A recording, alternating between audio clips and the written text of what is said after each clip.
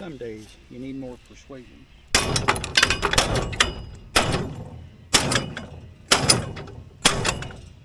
There we go.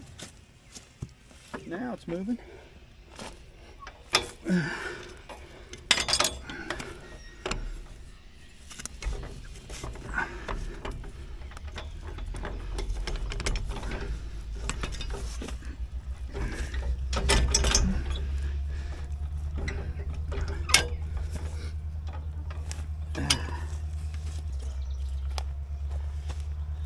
Let's take it to the barn.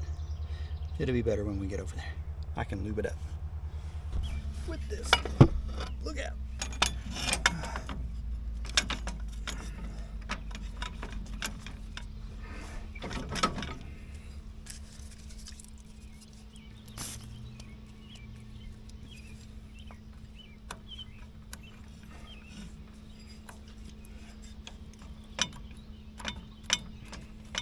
Now that's going to be more good.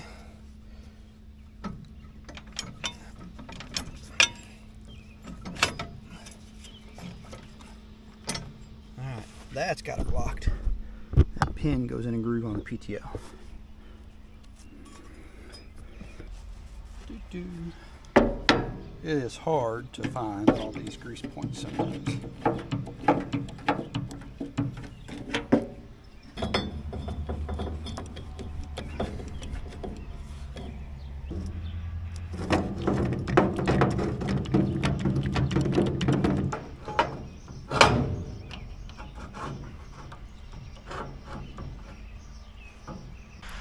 It is twine time.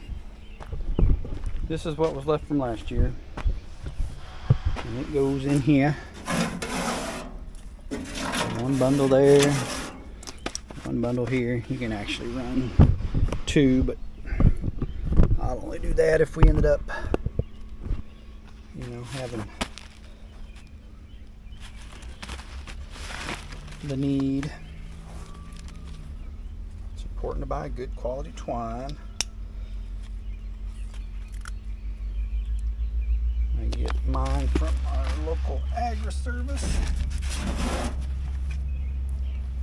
What I'm doing here is plucking the end. Gotta find the end. Even in a tote, the mice like that stuff. There's the end. What do I got here?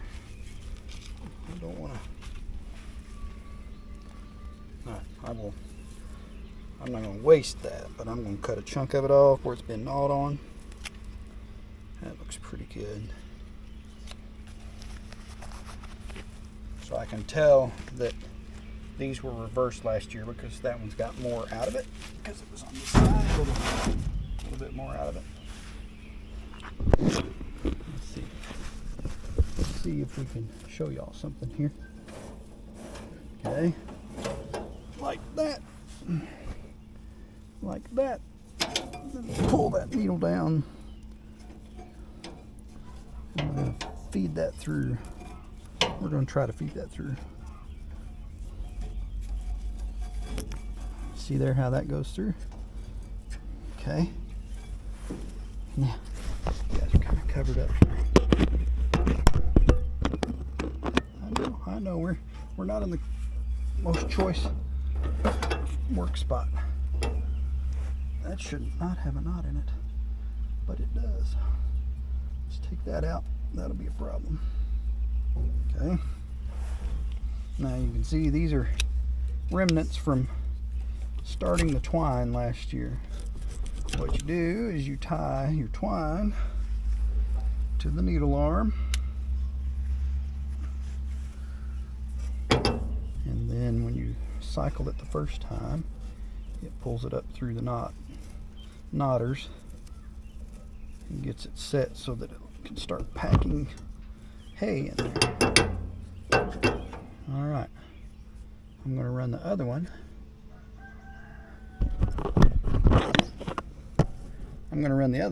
And then we'll fire it up and cycle it, and you guys can see how it pulls it through.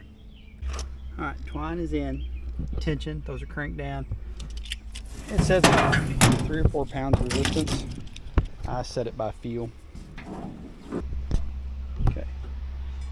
trip this up, so this is up. That allows the cam, which is right here, to engage. You guys watch.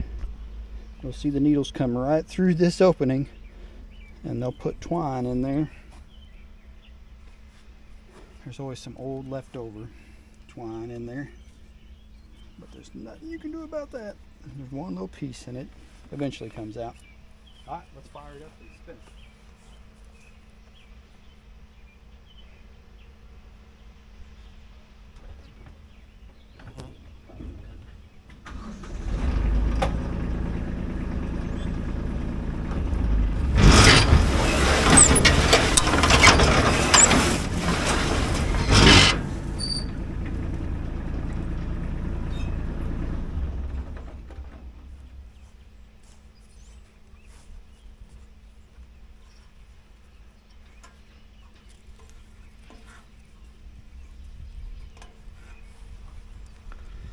Yeah, that ought to have us ready to run. Away we go.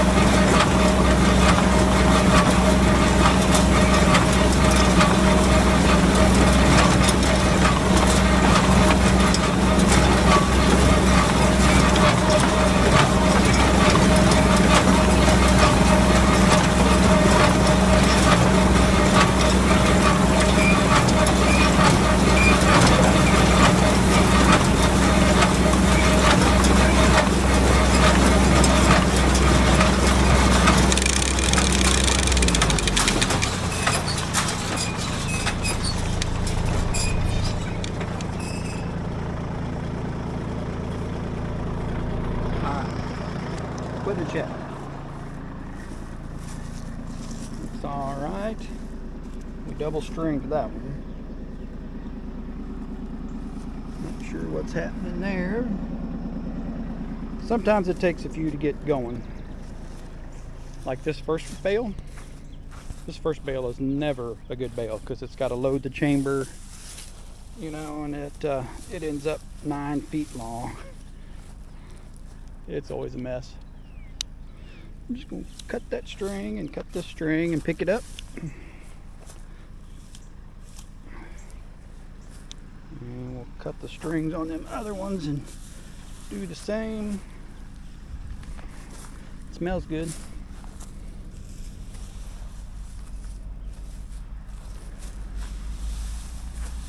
Smells good.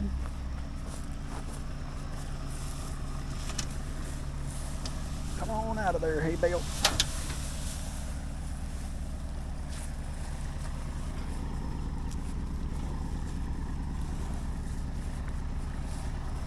Okay.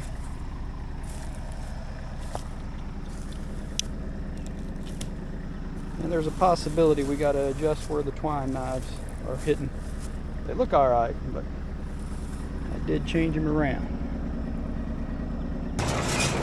Alright, that's our first full one. Let's go check it for weight. Looks pretty good. The knot looks good. Weight's not bad. I think I'll leave it where it's at. We're gonna make hay.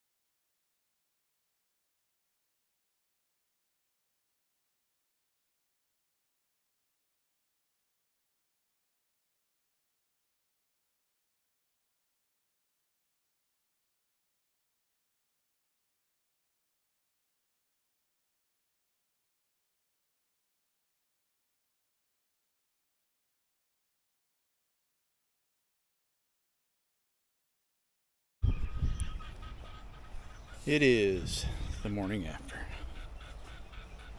You guys kind of got left behind because we have been needing rain for weeks. And finally, shortly after completing the 300th bale in the field, being baled up, the rain came. Just one blurb, one spot, right over top of us.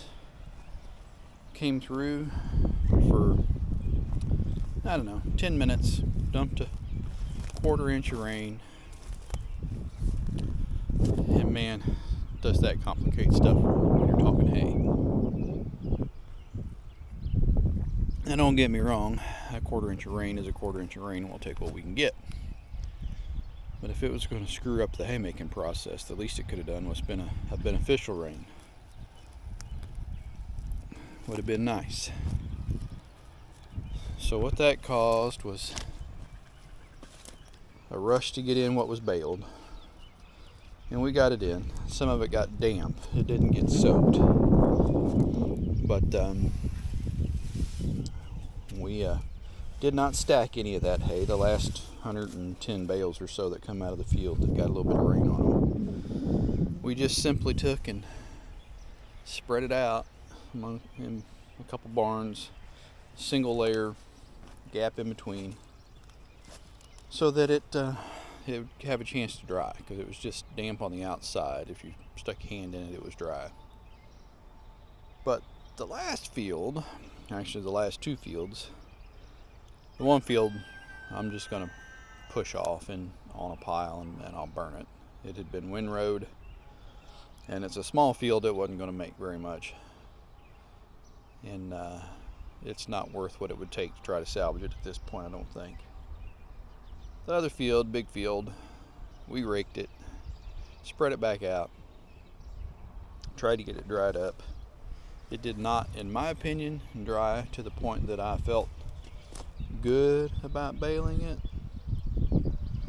But the guy that owns that field, the guy that gets the hay out of that field, he wanted it put up, and I am just the agent of smushing hay. That's the only decision I really get is my hay, and I recommended to him that we wait until this morning to bale it. He said he couldn't get off work and he wanted to put it up last night, so we finished it off, and they finished putting hay up in the dark. It was about 8:15, 8:30 last night by the time we got done baling.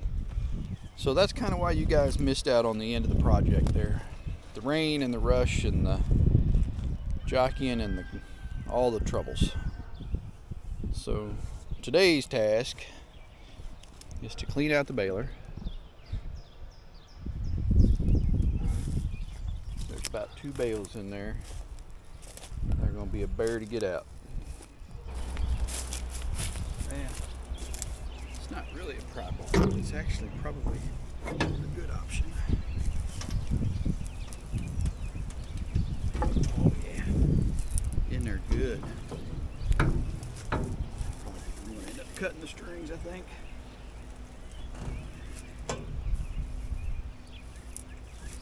I'm not saving this hay either way, so.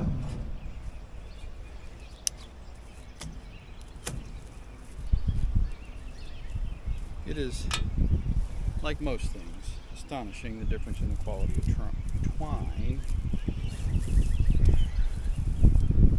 of supposedly cheap twine versus expensive twine. This stuff is the good stuff. That I will tell you.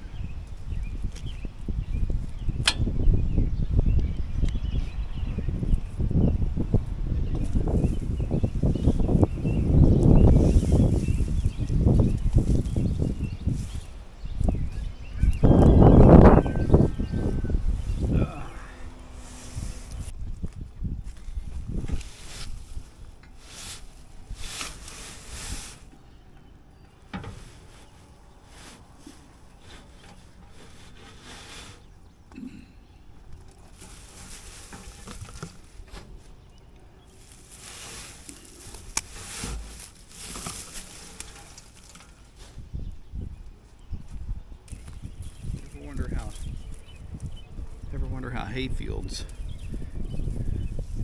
that are naturally maintained work. That's all fescue seed, a little clover seed in that. All the things that make hay. Orchard grass. It gets shaken out. So I'm gonna go give that to the chickens. I'll be back. Well, that's that. That's hay for the first go around. We'll hopefully get a second cutting later this early fall. If you guys enjoyed this video, give us that thumbs up, hit that subscribe button, and keep watching for more content. Lots of farm stuff, lots of house stuff, a lot of things to do. And we appreciate you watching. Have a great day.